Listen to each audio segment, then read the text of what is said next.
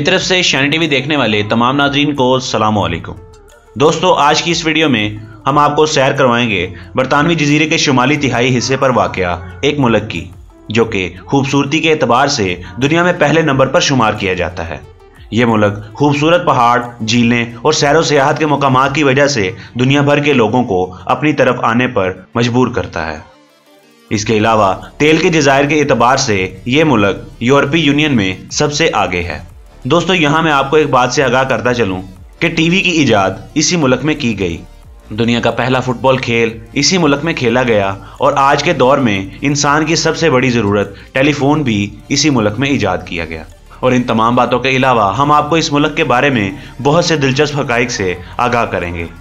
लेकिन वीडियो के बाकायदा आगाज़ से पहले तमाम दोस्तों से ये गुजारिश की जाती है कि अगर आपने हमारा चैनल सब्सक्राइब नहीं किया तो इसे सब्सक्राइब कर लें और साथ ही लगे बेल आइकन पर क्लिक कर दें ताकि आपको हमारी तमाम नई आने वाली वीडियोस का नोटिफिकेशन वक्त पर मिलता रहे।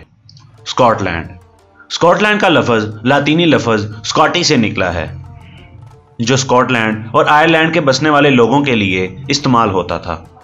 स्कॉटलैंड के दारुल हुकूमत का नाम एडिनबर्ग है, जो इसका दूसरा सबसे बड़ा शहर होने का एजाज़ भी रखता है, जबकि स्कॉटलैंड का पहला सबसे बड़ा शहर ग्लासगो है। स्कॉटलैंड की तारीख की जानिब आए तो स्कॉटलैंड के मुकाम पर मुसलसल ग्लेशियर बनते और पिघलते रहे हैं, जिसकी वजह से इब्तदाई इंसानी आबादी के आसार बिल्कुल मिट चुके हैं। लेकिन जहां तक मालूम होता है कि यहाँ पर पहली बार 12,800 साल कबल शिकारी और गल्लाबान आए और आबाद हुए, और फिर 9,500 साल कबल इंसानों ने यहाँ पर मुस्तकिल रिहाइशें बनाना शुरू कर दी। और जैसे जैसे लोग यहाँ पर आते गए वैसे ही यहाँ के बहुत से इलाके गांव की शक्ल इख्तियार करना शुरू हो गए। दोस्तों, यहाँ आपको एक बात मालूम होनी चाहिए कि दुनिया का सबसे कदीम दरख्त भी इसी मुल्क में पाया गया है। दरख्तों की इस अदम मौजूदगी की वजह से ये पता चलता है कि यहाँ की ज़्यादातर तामीरात भी मुकामी पत्थरों से बनाई गई थी। पहले स्कॉटलैंड में बसने वाले लोग मुकम्मल तौर पर आज़ाद थे, मगर फिर रोमन्स ने इंग्लैंड और वेल्स पर कब्जा किया तो इस वक्त रोमन्स ने इसे बरतानिया के एक सूबे का नाम दिया। लेकिन स्कॉटलैंड के मुकामी लोगों ने रोमन्स के खिलाफ बड़े पैमाने पर जद्दोजहद शुरू कर दी और ऐसे ही फिर ये लोग रोमन्स के किलों पर हमले और फौज से मुसल्लह झड़पें करना शुरू हो गए। इन तमाम जद्दोजहद के बावजूद भी ये लोग आज़ादी हासिल ना कर सके और आखिरकार इन्होंने रोमन से शिकस्त खाई और रोमन्स ने यह फतह जनरल जूलियस एग्रिकोला की क़यादत में हासिल की। फतह हासिल करने के बाद रोमन्स ने तमाम कबाइल को काबू में रखने के लिए एक दीवार तामीर की, लेकिन स्कॉटलैंड के किसी भी काबिल जिक्र इलाके पर रोमन्स के कब्जे की मुद्दत 40 साल से ज्यादा ना रही और मार्च 1286 में अलेक्जेंडर स्वयं की वफात के बाद इनकी नवासी की भी वफात हो गई, जिससे शाही खानदान का 200 साल पुराना तसलसल टूट गया। इस वजह से इंग्लिस्तान के बादशाह एडवर्ड अव्वल से दरख्वास्त की गई कि वो नए बादशाह का इंतखाब करें, तो उन्होंने जॉन बैलियल को नए बादशाह के तौर पर मुंतखब किया। लेकिन इंग्लिस्तान के बादशाह एडवर्ड अव्वल ने नए बादशाह के इरादों को भांपने में गलती की और कुछ ही अरसे बाद एडवर्ड अव्वल के बनाए गए बादशाह जॉन बैलियल ने फ्रांस के खिलाफ जंग में इंग्लिस्तान की फौज में शमूलियत से इनकार कर दिया। और ना ही सिर्फ इनकार किया बल्कि जॉन बैलियल ने फ्रांस की जानिब वफूद भेजे ताकि फ्रांस से इत्तेहाद किया जा सके। और फिर इंग्लिस्तान की फ्रांस से जंग हुई तो एडवर्ड अव्वल ने जॉन बैलियल को ज़बरदस्ती निकाल दिया और स्कॉटलैंड पर कब्जा कर लिया।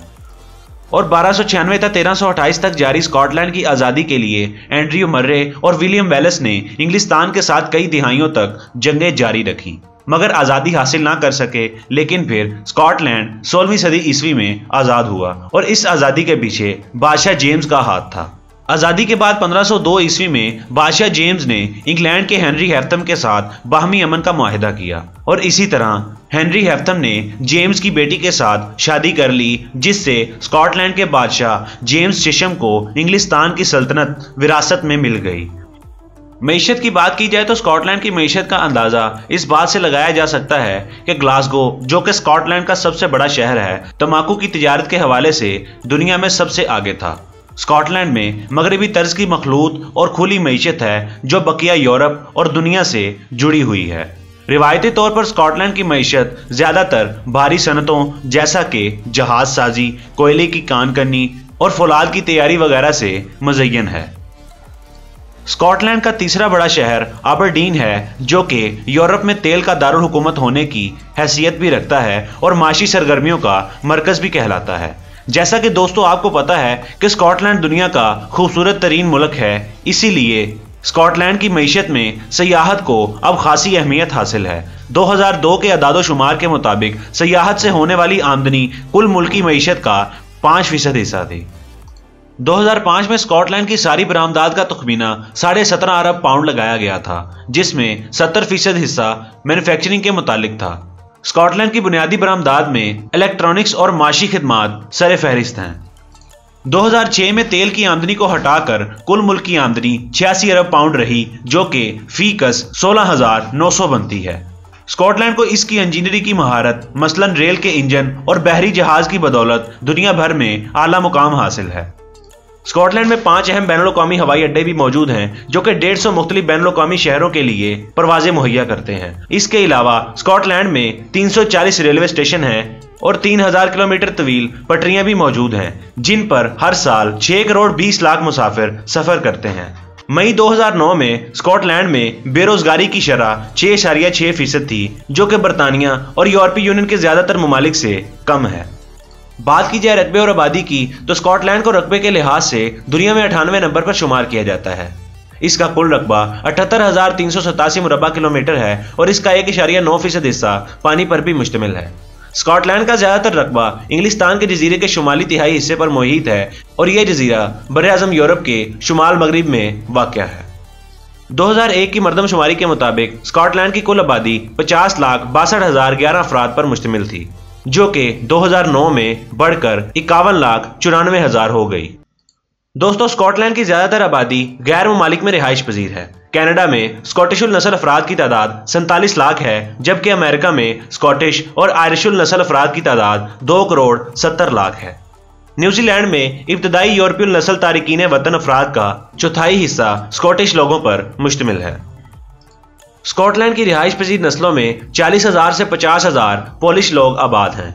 2001 में 16,310 चीनी लोग भी यहाँ आबाद थे। इसके अलावा स्कॉटलैंड में सफ़ेद फाम अफराद की तादाद तकरीबन 98%, जबकि जनूबी एशिया के लोगों की तादाद 1% से कुछ ज्यादा है। स्याह फाम अफराद 16% और मखलूतुल नस्ल अफराद 0.25% हैं, जबकि दीगर नस्लों के अफराद 19% रिहाइश पजीर हैं। स्कॉटलैंड में 3 जुबानों को सरकारी तौर पर तस्लीम किया जाता है, जिसमें अंग्रेजी, स्कॉटिश और स्कॉटिश गैल्क शामिल है। तकरीबन तमाम स्कॉटिश अफराद स्कॉटलैंड की मयारी अंग्रेजी बोल सकते हैं। 30% अफराद स्कॉटिश, जबकि गैल्क जुबान बोलने वाले कुल आबादी का महज 1% है। 2001 की मरदमशुमारी के मुताबिक स्कॉटलैंड में 2/3 अफराद मसीही हैं, जबकि 28% अफराद खुद को लादीन कहते हैं। स्कॉटलैंड में मुसलमानों की तादाद 0.9% है। इसके अलावा किसी हद तक यहूदी, हिंदू और सिख भी यहाँ पर आबाद हैं। तालीमी निज़ाम पर रोशनी डाली जाए तो स्कॉटिश तालीमी निज़ाम हमेशा से ही बरतानिया से अलग रहा है। इसमें वसी तालीम पर जोर दिया गया है। कदीम यूनान के मुल्क स्पार्टा के बाद स्कॉटलैंड दुनिया का दूसरा सबसे बड़ा मुल्क है, जहाँ आवाम की तालीम के लिए सरकारी तौर पर बंदोबस्त किया गया है। 1496 ईस्वी के तालीमी एक्ट से मुल्क भर में पहली बार तालीम के हसूल को लाजिम करार दिया गया और 1872 ईस्वी के एक्ट के नफाज तक तालीम का शोबा रियासत के बजाय कलीसा के पास रहा। स्कॉटलैंड का तालीमी निसाब 3 से 18 साल की उम्र के बच्चों और नौजवानों के लिए तश्कील दिया गया है। सफरो सियाहत के मकामात की जानिब देखा जाए तो स्कॉटलैंड में मौजूद आइस होटल यहाँ के अहम मकामात में से एक है, जो कि बर्फ का बना हुआ है और इसमें मौजूद तमाम तर चीजें बर्फ की बनी हुई हैं। इसके अलावा स्कॉटलैंड में 790 जज़ायर मौजूद हैं, जो कि सैरो सयाहत के लिए काफ़ी हैं। स्कॉटलैंड को मौसमी एतबार से देखा जाए तो यहाँ का मौसम मोतदिल और तगय्युर पजीर है। खलीजी रूह की बदौलत सर्दियाँ इतनी शदीद नहीं होती, ताहम गर्मियाँ खनक होती हैं। आमतौर पर मगरबी स्कॉटलैंड मशरकी हिस्से की निस्बत ज़्यादा गर्म होता है। बारिशों की मिकदार हर इलाके में मुख्तलिफ होती है, लेकिन मगरबी हिस्से में बारिशें बहुत ज़्यादा होती हैं। खेलों के हवाले से भी स्कॉटलैंड अपनी अलग पहचान रखता है। दुनिया का पहला फुटबॉल मैच भी स्कॉटलैंड में ही खेला गया था, जबकि इसका कौमी खेल भी फुटबॉल ही है। सेहती निज़ाम की बात की जाए तो दोस्तों, यहाँ मैं आपको एक बात से आगाह करता चलूँ कि स्कॉटलैंड में सेहत की सहूलियात कौमी इदारा बराए सेहत मुहैया करता है। और सितंबर 2009 में स्कॉटलैंड के कौमी इदारा बराए सेहत में कुल 1,68,976 मुलाजमीन थे, जिनमें से 68,681 नर्सें, इसके अलावा 16,256 तिब्बी अमला बशमूल डॉक्टर और 5,002 डेंटिस्ट भी मौजूद थे। स्कॉटलैंड की खाम मुल्क की मजमूई पैदावार 2010 में 1,39,774 बिलियन थी और फीकस पैदावार 26,776 पाउंड थी। स्कॉटलैंड की मौजूदा सदर का नाम एलिसन एटिक है, जबकि यहाँ के मौजूदा वजीर आजम का नाम निकोला स्टर्जन है। स्कॉटलैंड का कौमी जानवर उकाब है। स्कॉटलैंड टाइम के लिहाज से पाकिस्तान से 4 घंटे पीछे है। इस मुल्क में ड्राइविंग बाईं तरफ की जाती है और इस मुल्क की करेंसी स्टर्लिंग पाउंड है। इसके अलावा यहाँ का कॉलिंग कोड +44 है। तो दोस्तों, ये थी स्कॉटलैंड के बारे में एक छोटी लेकिन बेहद मालूमाती वीडियो, जो कि यकीनन आपको पसंद आई होगी। हम जानते हैं कि हमने इस वीडियो में स्कॉटलैंड के खूबसूरत मनाजिर के बारे में ज़्यादा बातचीत नहीं की, लेकिन आने वाली वीडियो पार्ट 2 में हम आपको इसके मुतालिक मज़ीद बताएंगे। वीडियो पसंद आने की सूरत में इसे लाइक करें और अपने दोस्तों के साथ शेयर करें। हमारे चैनल को भी सब्सक्राइब करें और वीडियो के मुतालिक अपनी राय का इजहार नीचे कमेंट बॉक्स में ज़रूर किया करें। आपसे मुलाकात होगी इंशाअल्लाह अगली वीडियो में। तब तक के लिए अल्लाह निगहबान।